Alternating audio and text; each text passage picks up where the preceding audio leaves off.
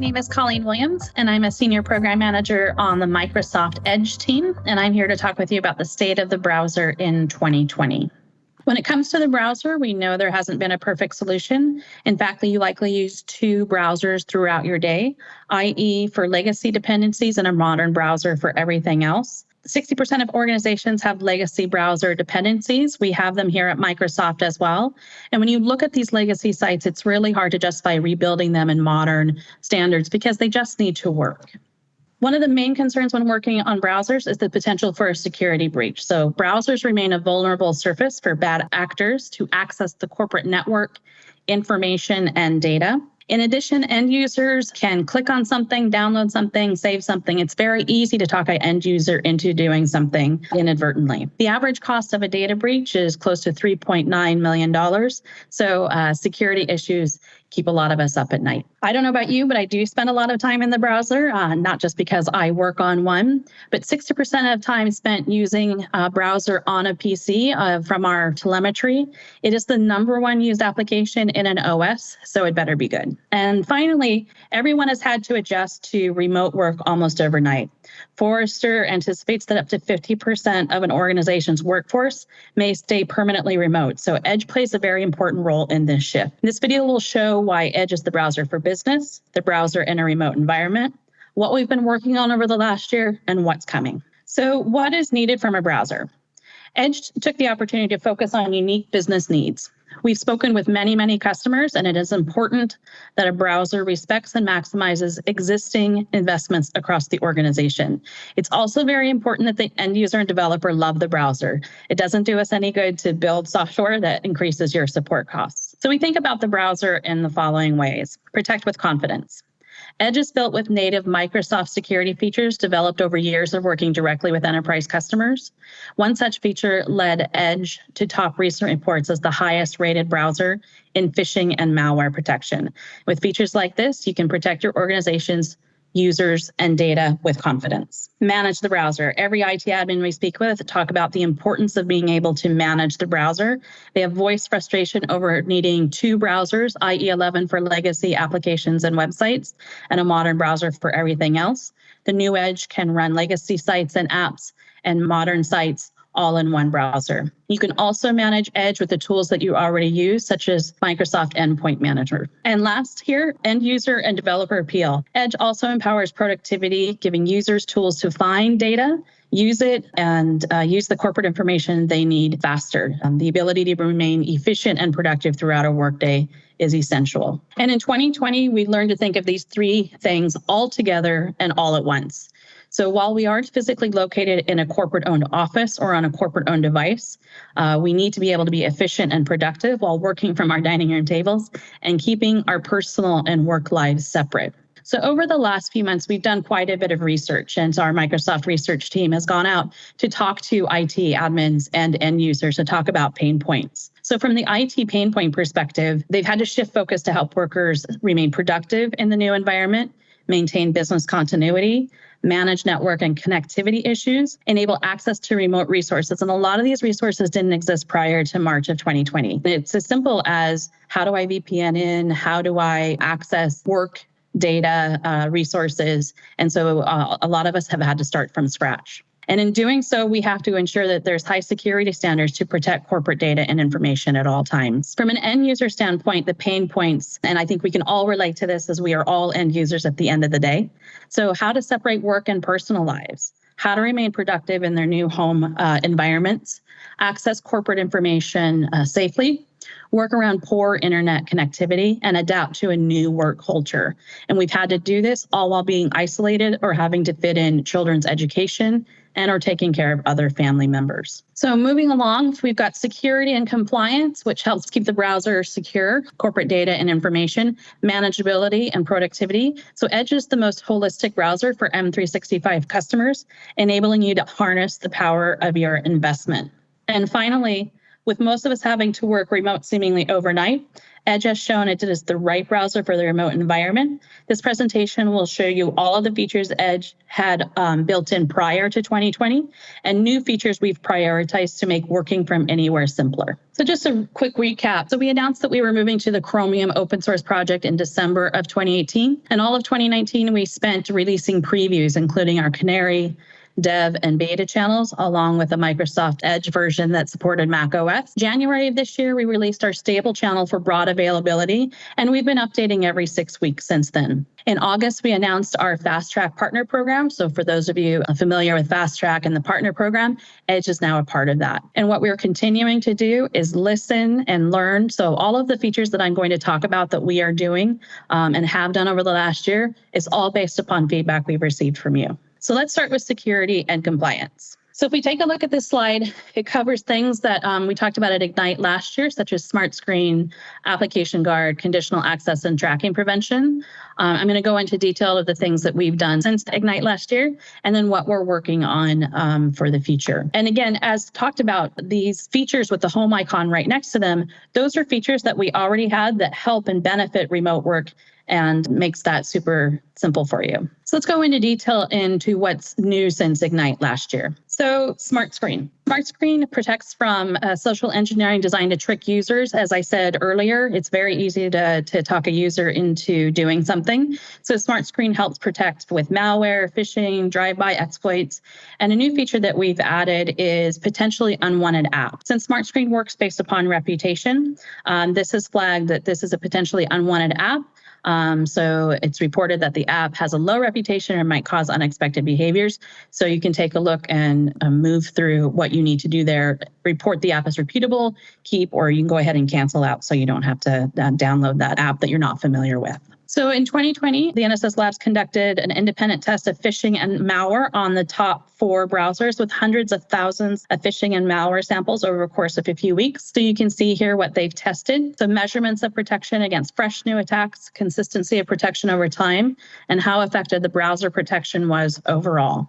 And here are some results directly from their study. So Edge offered the most protection, blocking 98.5% of malware while providing the highest 0-hour protection rate. And the next one regarding phishing, Edge offered the most protection, blocking 95.5% of phishing URLs while providing the highest 0-hour protection rate at 89.2%. And you can take a look at these results on nsslabs.com. So browser isolation, Application Guard and the latest updates. So browser isolation is a cybersecurity model which aims to physically isolate an internet user's browsing activity. So we've been working hard on Application Guard feature support based on feedback we've gotten from customers. Application Guard extension support. So AppGuard isolates untrusted sites to separate containers. Extensions has been a top piece of feedback from customers. Scenarios range from ad blockers or running your favorite extensions, but you want to utilize the security and safety of AppGuard, and that has been available since Edge version 81. Traffic identification. So some enterprise customers are deploying AppGuard with a specific use case where they need to identify web traffic coming out of AppGuard container at the proxy level. So starting with version 84, Edge supports dual proxy to address this requirement, and you can see that in the pictorial here on the right. So Application Guard, diagnostic page for troubleshooting. So another user pain point is troubleshooting AppGuard. So Edge now has a diagnostics page to troubleshoot any user issues. One of these diagnostics is being able to check the URL trust based on the configuration of the user's device, and that is now available. As Satya spoke about at Inspire about endpoint data loss prevention, this feature helps businesses identify and protect corporate info across all access points. So it's the first browser to natively support endpoint DLP without any plugins. Seamless integration. Requires E5. The public preview is available and GA is coming soon. And this is a new feature that we've prioritized due to 2020 and helping with the remote environment. Endpoint data loss prevention. So with the emphasis of working from anywhere, customers need a way to manage applications on personal devices. So we want to be able to allow end users to use personal devices while keeping corporate information and data secure. So this is DLP via modern app management. This is something that we are working on, a new feature that we have prioritized based upon 2020, and this is part of our roadmap. And Windows Information Protection helps protect enterprise data from unauthorized accidental disclosure. So this helps with any risk with personal and work activities occurring on corporate devices. We also prioritize this, and this shipped earlier than expected in the March timeframe. Let's move on to manageability. So last year we spoke about IE mode as well as MEM support and group policy. We've done quite a bit of work since that time frame, improved IE mode diagnostics based upon customer feedback, version pinning in Intune. We've added additional group policies with the release of Windows Virtual Desktop. Edge is supported on WVD, and we've released our security baselines. Those features with the home icons there, those are features that contribute to remote work. And so what we're going to focus on is what we are working on next. So IE mode, one of the things that we continue to hear from customers is an easier way to manage the enterprise mode site list for IE mode, a cloud solution versus an XML file. So here you can see we are working on just that. We are moving the site list management into the M365 Admin Center. This allows for the IT admin to create, edit, and manage the site list, as well as publish the site list to a secure location in the cloud. Kiosk mode, it's in preview available today, can be invoked through the command line on Windows 10. We have quite a few kiosk modes available: full screen and public browsing, and private navigation, reset user session on inactivity, initial set of lockdown functionalities, and more to come. And so this is available on the Windows 10 Insider Preview on our Edge Dev channel. Targeting later this year is general availability of Edge Kiosk Mode support without assigned access. And coming in 2021 is GA of Edge Kiosk Mode with assigned access to a single app. Additional features and parity compared with our legacy Microsoft Edge, and integration with Intune to configure devices for these scenarios. More information on our documentation here on the right. We've been working with our partners in Intune, and this work goes hand in hand with the ability to manage applications on unmanaged devices while preventing any data loss. So what is app configuration for Edge? For IT, app configuration allows IT admins to apply settings and policies, which would take effect anytime the user associated with that account with a profile, all without the device needing to be managed. And then for the end user, app config enables a consistent experience for them using Edge for work, regardless of what device they are using, and without those settings changing their traditional browsing experience, and without IT controlling broader aspects of the device. So IT will control the parts of the device that the user needs to access corporate information, but doesn't control the rest of the device. So this is a new feature that we are working on to help with the remote work, and we're partnering with Intune. How do you set up app config in Intune? So this is very similar to setting MDM policies from the Intune portal. And for your users, the next time they use Edge with a profile containing the authorized account, the settings will be applied to the browser whenever the user is browsing using that profile. One of our biggest pieces of feedback that we've received since we started talking with customers about the new Microsoft Edge is the ability to roll back versions. So what is rollback? So this allows IT admins to easily downgrade to a known compatible version while minimizing any interruption to users. So you're on version 86, you go to 87, you realize something is incompatible, a line of business application that you need. You can roll back to version 86, a known version that allows you to continue to work while the compatibility issues get worked through. So how does it work? You downgrade the application, it clears user data, restores snapshot if available, and sync if enabled restores user data from the cloud. And this is coming soon. Productivity, end user and developer appeal. This is a great topic because we are all users of the browser, and whether you're using it for personal or work, we all need to remain productive and efficient. So you can see on the left here, all of the features that we talked about last year at Ignite, a ton of features that we have been working on since then, and then what we're working on in the future. These icons show these features that address the end user pain points that we discussed earlier, specifically the ability to keep personal and work lives separate, being able to find corporate information fast and efficiently. And we're going to focus on what we've been doing since Ignite. And what I don't want to get lost is the developer aspect, both Linux and WebView. And so we'll discuss that as well. So automatic profile switching. Automatic profile switching helps you get to your work content more easily while using multiple profiles. When you're using a personal profile and navigate to a work site, will prompt you to switch to your work profile to access that site without having to authenticate. When you choose the work profile you want to switch to, the website will simply open in your work profile. Microsoft Search in Bing, Sidebar Search, a new feature that's added on top of Microsoft Search in Bing. So if you remember, this allows you to search your corporate information right there in one spot. The results are personalized for you and your work and are available through Bing, not shared with Bing, powered via the Microsoft Graph. So with the sidebar search, it helps you do quick lookups without losing context. So you can quickly search words or phrases from a web page. Search results will show up in a pane on the side of the web page, and workplace results will appear if you are signed in with your Azure Active Directory account. Another feature for Microsoft Search in Bing is the work page, so a better way to find info at work. So you can see here Daisy Phillips. She's got her information and all of her title, who she reports to. So this is dedicated space. So only results from your company appear here. You'll never see web results. So if there is a Daisy Phillips on the broader web, but you are looking for your colleague Daisy Phillips, this is what you're going to see. It's easier to scan. A larger set of work results means fewer searches to find what you need. And then, of course, filter and find. So narrow your results to people, groups, sites, files, or conversations, as you can see here on the left side. Enterprise new tab page. So we have a new experience coming. This is a blended experience with Office 365. You see more than just the Office 365. You see a My Feed, personalized, LinkedIn news, and business news. So you can do even more with the Enterprise new tab page. If we moved into the personalized area, you can see all of the different areas that you can mark, and these will show up in your feed. So this is coming at a later time. Collections plus OneNote. So Collections is expanding Office 365 integrations to help customers use the content you find online. So you can now send your collection to OneNote, choose which notebook and section to add it to, and a new page will appear with your content. Immersive Reader. So this is native to Edge, makes reading online easier and more accessible for everyone. Reading is one of the most common activities you can do on the web, but it can be difficult for people with learning disabilities.